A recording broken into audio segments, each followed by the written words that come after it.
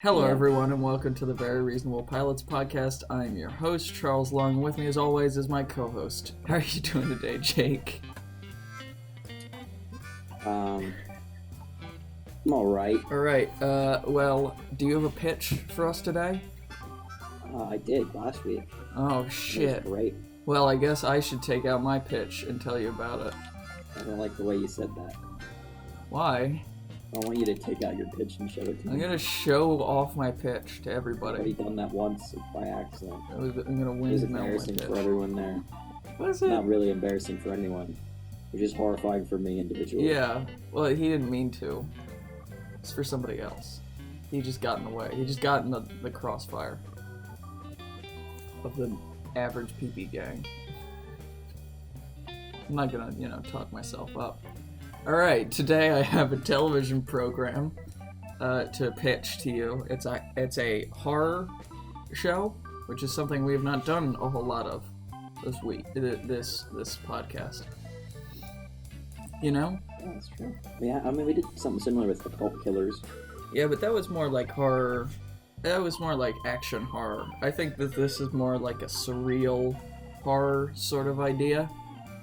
But not like spooky jump out and scare you, just kind of like sad people in a weird fucked up world trying to get by, you know?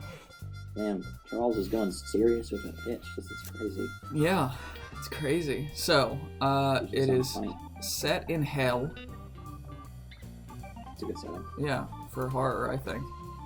Is it nice this time of year? Not really, but it's not nice any other time of the year, so I guess you could say it's nice this time of year. And I am imagining that this is a hell that's sort of like a medieval wasteland sort of idea. So it's just miles and miles of like uninhabitable land filled with hell beasts and, horrors that would melt the mind of somebody who isn't already dead.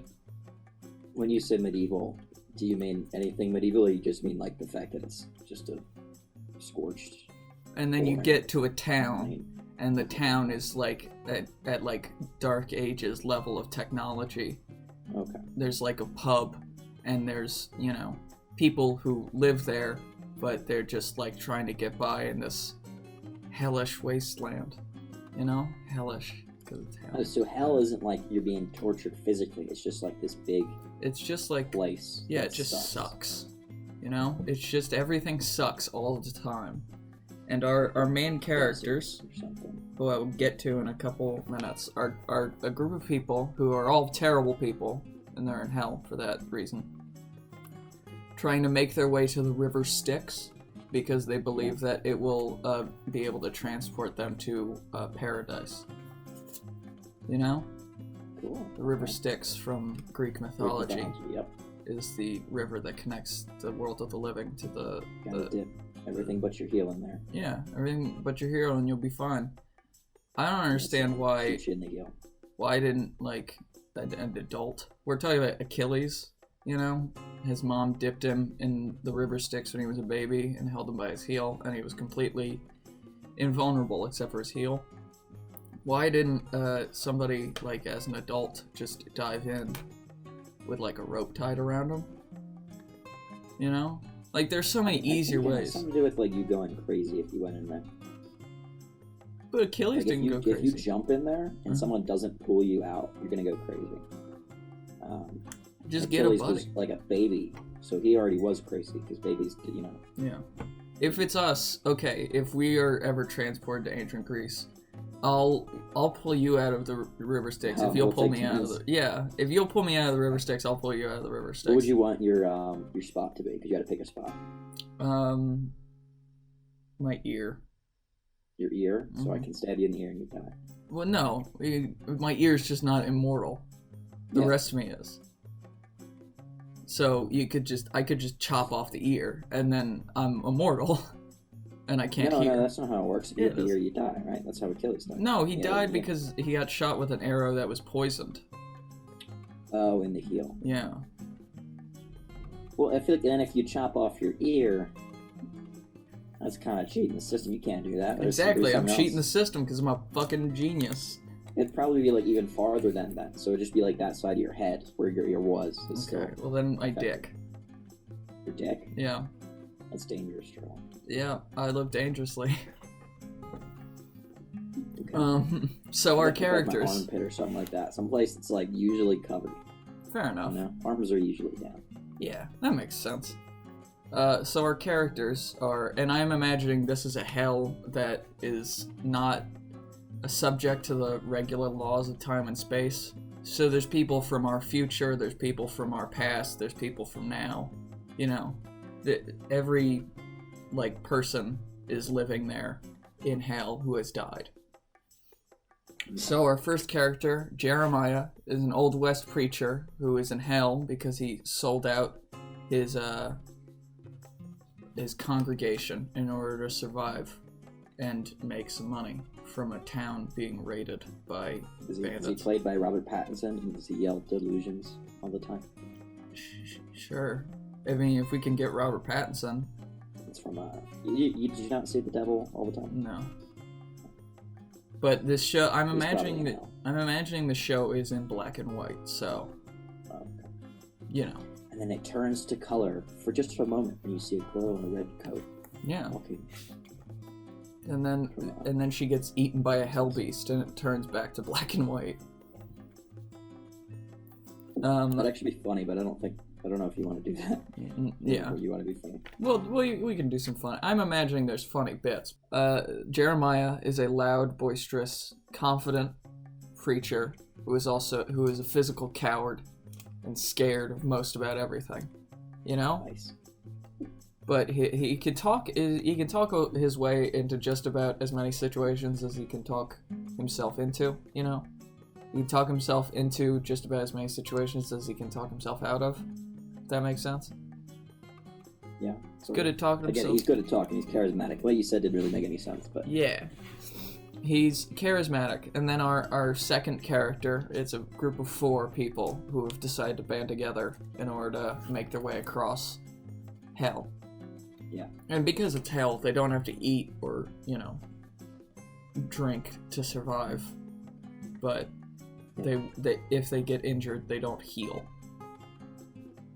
At all. So if, like, Jeremiah gets his arm broken for whatever reason, or, like, a hand ripped off by a hell beast, he's just gonna have a bleeding stump. So it's just there. Yeah. He's not gonna die. He's not gonna die. It probably is painful. He's just in pain. He's just in constant pain, yeah. Mm.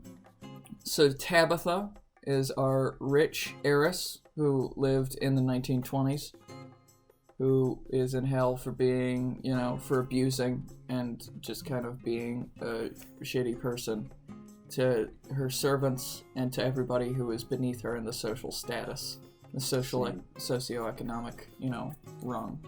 That makes sense. She's entitled, principled, and refuses to be wrong.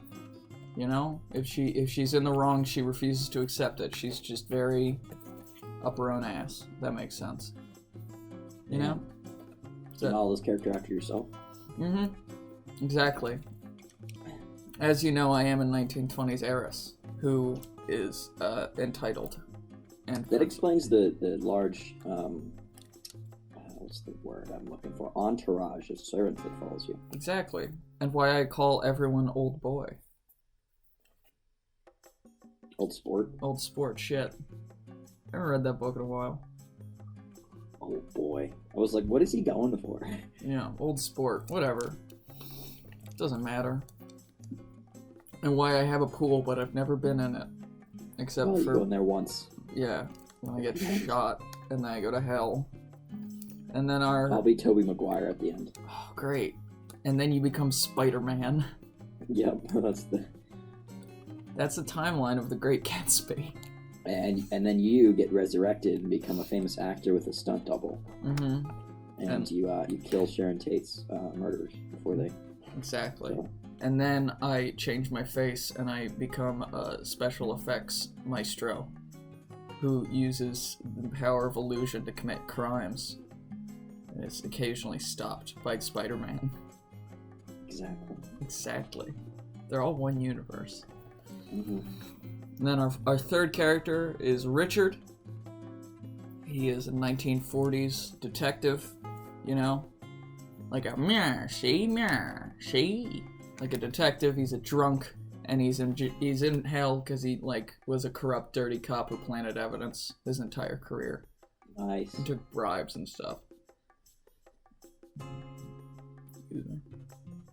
And our final character is Sam, and she is a lady pirate who is in hell because she sacrificed her entire crew for treasure. Or like maybe that she was a pirate. Well, yeah, but it didn't help that she she murdered a lot of people. She murdered and pillaged and raped and all that stuff. But that was the big thing. Like God was like, all right, like that's the lifestyle choice. I can understand that. We'll put you in purgatory. And then she sacrifices her crew, and he's like, all right, that's a little much. Yeah. Well, she gives up her entire crew for treasure, and that's pretty bad.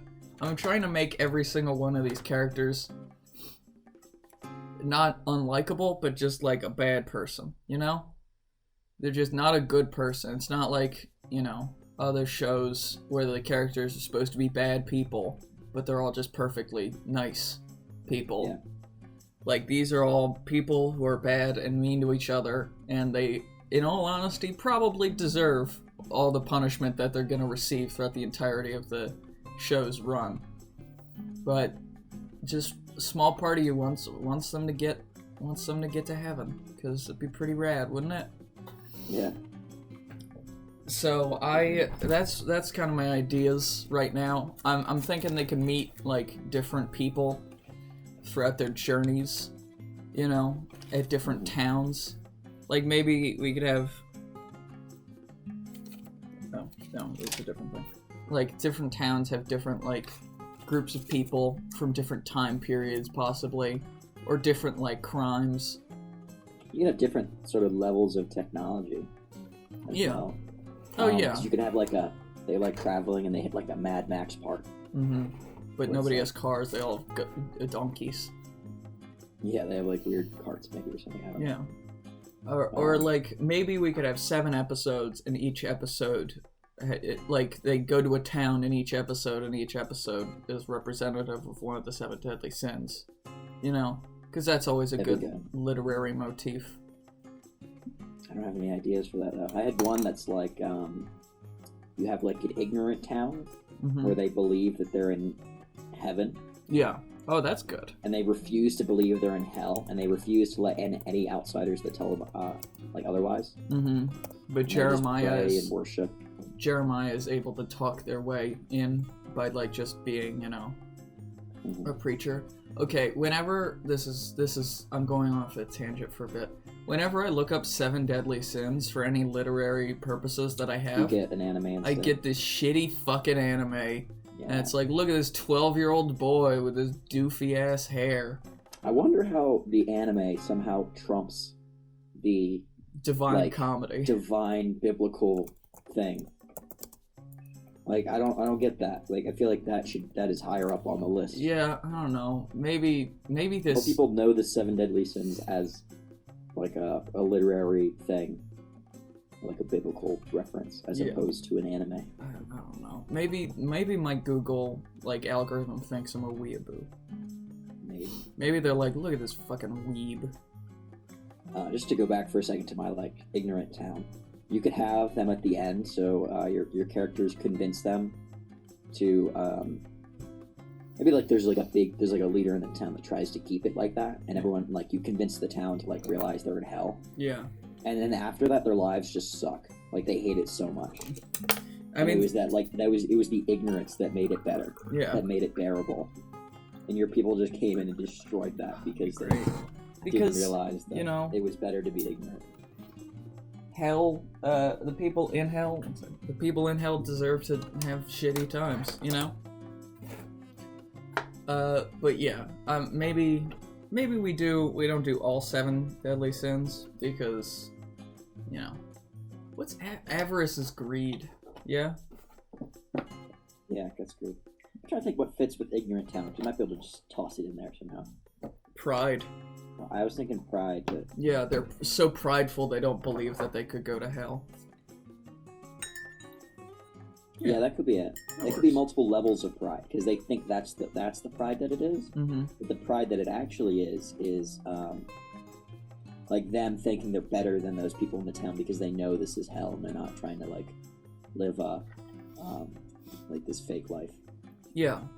So, and maybe they go to the town representing lust, and it's this like just Sodom and Gomorrah style. Everything is awful. Everyone's a creepy perv, and half the characters, like maybe Sam and Jeremiah, are really into it because Sam is a pirate and Jeremiah was a preacher. So he never really got he never got his way in life. And Richard and Tabitha are both like, no, we have to keep moving. We have to find our way to the River Styx.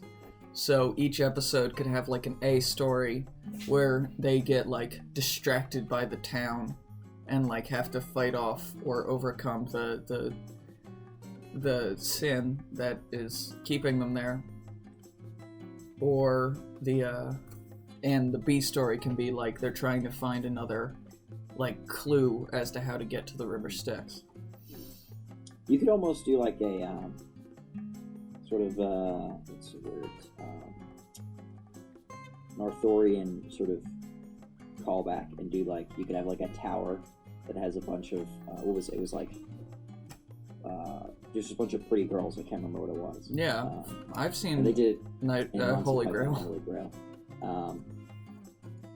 But you could have it actually be like they could be actually trying to kill him or something. Yeah, or they're sirens. Not just be like a bunch of what is it, like 21-year-old virgins or something. I think it wasn't that like one of them was 16. I don't remember. Yeah. I think Carol Cleveland was 16. Yeah. I think they said she was. Yeah. Obviously she wasn't. She was like 20 something. Still. But yeah, like the people who can be like encouraging the lust behavior are all just like demons. Yeah, but they like look really attractive. Yeah, but like if you are able to overcome the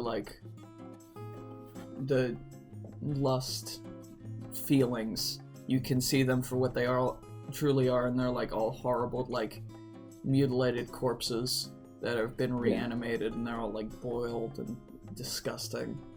They're like, come and get some, baby.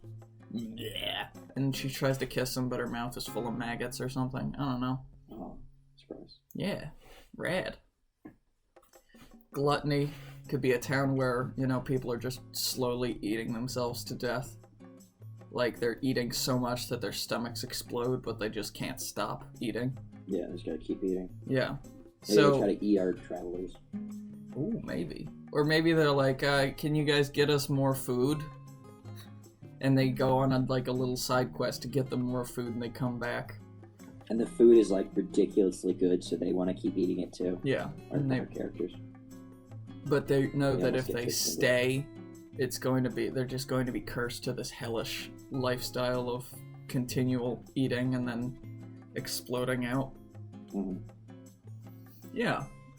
There's envy, right? What would you do envy for a town? Maybe envy you do like two towns. That hate each other. And they hate each other because it's like a Hatfields and McCoy situation. Yeah. Always killing each other. Like each town has something that the other one wants. Mm-hmm. But maybe our characters could like solve the situation and like make it so like the both towns work together. Yeah. But then they like work together and it just becomes worse. Somehow. Yeah. They work together, they're like, that town has... Obviously we wouldn't do this, but it's like, that town got their chocolate and my peanut butter. And then the other town's like, no, that town got their peanut butter all over my chocolate. Isn't that from Family Guy? No, it's from like an ad for Reese's peanut butter cups. Oh. From like the 30s.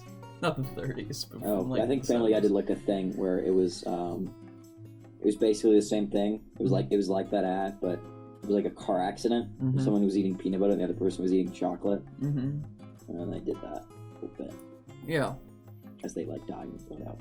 But they could like do that, and they just are continually fighting over this really silly thing, and and our 4 main characters just keep trying to convince them that it's not really that big a deal. But they're unable to like overcome their envy. And like throughout the episode, our characters are like overcome, like maybe 2 of them join one town and the other 2 join the other town. Yeah. And they're sort of like both convinced like of the merits of one or the other, and they get into this fight and they're like, no, we can't keep fighting, we have to move on, we have to overcome our envy. Quick, everybody, give each other a hug and tell them tell the other person something that you like about them and something that you fucking despise about them, so you're not envious anymore. No. If you want to have it end badly, maybe you could have, so they like the towns join together, right? But then the 2 like groups destroy each other's thing. Yeah. And so the town ends up dying because they don't have whatever that is. Maybe it's like 2 different food sources. Yeah, or like they've got like one town has like a giant underground like spring of water, and the other town has like the stuff to build a well. To like they have a bunch of natural resources or something. Yeah, and then they bring it together, but like the water poisons the town's food, and the town's food spoils the water or whatever. And it ends up killing the town. Yeah. But again, nobody can die. Everybody just gets sick. Oh. Because it's hell. And it's we already did gluttony. Sloth can be, I'm trying to think. People who are constantly being like ripped apart by animals, but they're just so uninterested that like they're so lazy that they refuse to move. That's a good idea. So it's this town of people who are like that basically refuse to help themselves. Maybe you could combine it with something else. So it could be like Plato's cave, and they're in the cave being ripped apart by animals. And it's really easy to leave the cave. Yeah, there's this giant thing. Lazy to get out. Yeah. They're just like, nah, it's so much effort. I'm just gonna stay here and get my arm ripped off by a dog. Like a mixture of Prometheus's punishment in ancient Greece, where he gets eaten by a vulture every day or something. Yeah, maybe they're chained down, but they don't they're so lazy. And they the don't keys even check to see that they're not really chained. Yeah, or the key is fully locked in. The key is right behind them. They just refuse to they're too lazy to look behind them and see. Or the chains are looped over a pole that you could easily just pull it up. Yeah, it's not. I like this. I think we're doing good. Anger. I think we could probably mix the envy and anger together. Or maybe the anger town is just all of history's greatest killers. And they've just they refused, and they're just angry at each other all the time. Yeah. And they refuse to get anything done.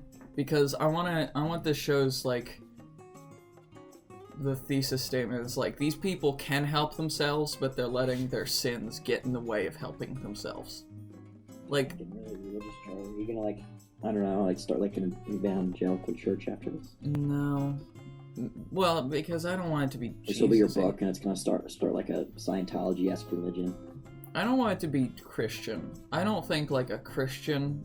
This is a Christian show in any sense of the word. I just think that the 7 deadly sins are a good literary basis. You do have the River Styx, so it's not exactly Christian. And one of our main characters is a preacher, who's a womanizing guy who sold out his entire congregation.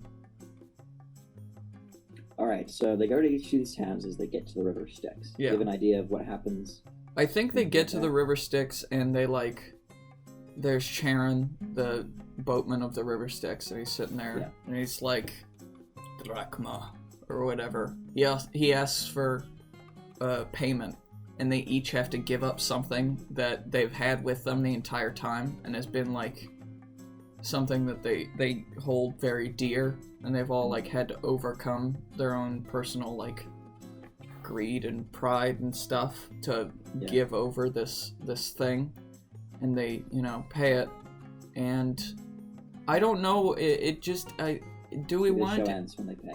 Yeah, they pay it, and they get on the boat, and he starts paddling away, and that's it. Like he paddles into a cave, and it ends. I think that'd be... I like that, yeah. This sort of leaves it open. Did they go to heaven? Still in hell? Did they go to purgatory? Did they go to... Go back to the world of living or something? Yeah, who knows?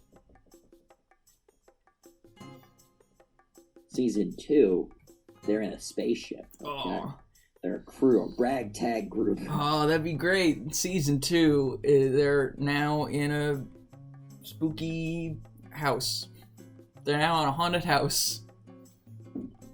Yep, and they start a mystery-solving game. Yeah, and Tabitha and they get a dog. And they get a dog that talks.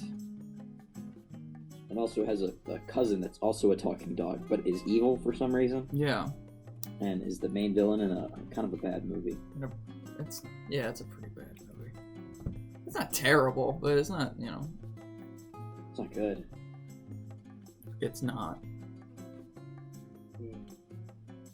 All right, Charlie, I think that was a good pitch. I liked it.